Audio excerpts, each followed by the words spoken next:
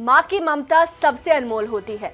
बच्चे पर आंच आ जाए तो माँ बिना अंजाम की परवाह किए मौत से भी लड़ जाती है।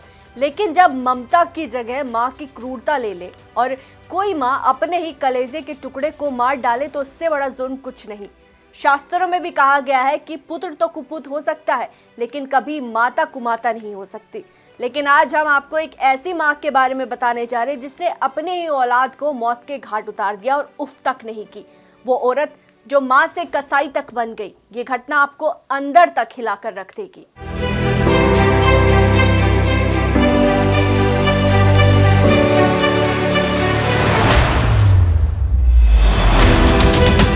एक ऐसी औरत जो एक कंपनी में सीईओ के पद पर तैनात है। नाम है सूचना सेठ। दरअसल 39 साल की सूचना सेठ अपने 4 साल के बेटे के साथ 6 जनवरी को बेंगलुरु से गोवा जाती है। 6, 7 और 8 जनवरी को गोवा के अलग अलग इलाकों में घूमती है।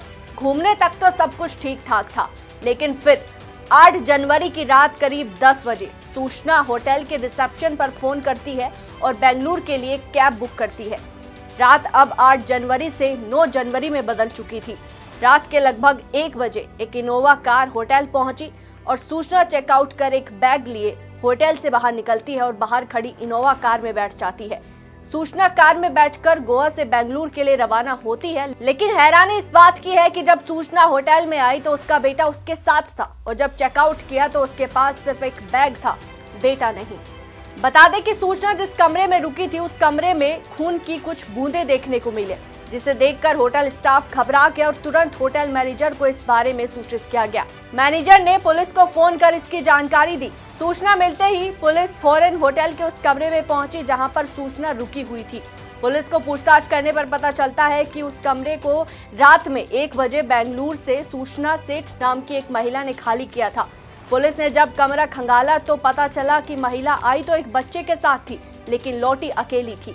अब सवाल ये था कि 4 साल का वो बच्चा कहाँ गया, और सवाल ये भी था कि कमरे में मौजूद खून के वो निशान किसके थे। पुलिस ने फौरन अपना दिमाग लगाया, होटल के ट्रैवल डेस्क से उस कार ड्राइवर को फोन मिलाया और कहा कि सूचना से बात कराई। सूचना के लाइन पर आते ही पुलिस ने पूछा कि आपका बेटा कहाँ है, वो आपके साथ वापस क्यों नहीं गया। सूचना ने बेखौफ होकर जवाब दिया कि वो एक रिश्तेदार के पास कुछ दिन बाद लौटेगा।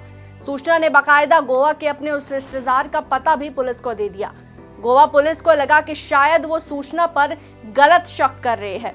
फिर भी पुलिस ने सूचना के पते पर पुलिस की एक टीम को भेजा, मगर पूरा इलाका छान मारने के बावजूद पुलिस को वो पता नहीं मिला जो सूचना ने दिया था, यानी कि सूचना का दिया पता फर्जी था। लिहाजा तुरंत पुलिस ने दोबारा उस कैब ड्राइवर को फोन किया और धीमे से ड्राइवर से कहा कि जैसे ही तुम्हें अपने करीब कोई पुलिस स्टेशन दिखे फौरन गाड़ी को वहां ले जाना। इसके बाद ड्राइवर ने ऐसा ही किया और पुलिस स्टेशन में कार रोकी और गोवा पुलिस की वहां मौजूद पुलिसकर्मियों से बात कराई। गोवा पुलिस ने आईमंगला पुलिस को सूचना के सामान की तलाशी लेने के लिए कहा। इसके बाद जब बैग खोला तो नीचे ऊपर कपड़े थे और नीचे एक मासूम बच्चे की लाश मिली। सूचना पर गोवा पुलिस ने फौरन उसे हिरासत में ले लिया और उसे अदालत में पेश किया, जहां अदालत ने उसे 4 साल के बेटे की हत्या के आरोप में 6 दिन की पुलिस हिरासत में भेजा। वहीं मृतक बच्चे के शव को अस्पताल भेजा गया और उसका पोस्टमार्टम कराया गया।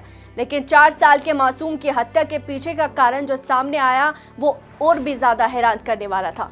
जी हाँ, कहा जा रहा है कि आरोपी सीईओ ने अपने पति से बेइंतहा नफरत के कारण ये खौफनाक कदम उठाया। बता दें कि सूचना का उसके पति से तलाक हो चुका है, लेकिन सूचना को इस कदर उससे नफरत थी कि वो नहीं चाहती थी कि उसका पति उसके बेटे से मिले, इसलिए उसने अपने बेटे की हत्या की साजिश की। तो ये थी एक माँ की कसाई बनने की कहानी। Bureau report, TNP news.